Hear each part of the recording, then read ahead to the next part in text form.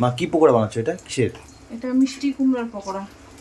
আচ্ছা, এই আলু সেদ্ধ করছি, এই রাত্রেবেলা এইভাবে গরম গরম পকোড়া আলু সেদ্ধ দিয়ে ভাত খাবি।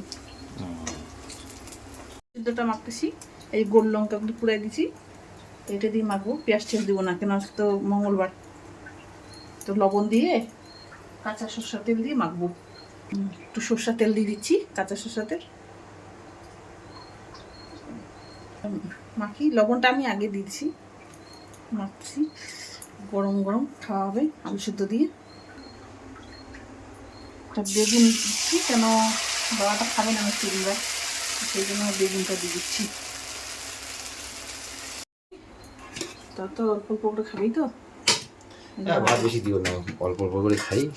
কারণ দুপুরে খাইছি, দুপুরে ভাতটা আমার পেট ভরা আছে। তোকে অল্প দিচ্ছি, মাকেও অল্প দিচ্ছি, বাবাকে অল্প দিচ্ছি, আমার খাবি কিনা। ভাত বাড়া হয়ে গেছে, এখন আমি খাইতে বসবো। চলো আমরা সব একসঙ্গে বসে খাই নি। গরম গরম খাওয়া, দারুণ টেস্ট।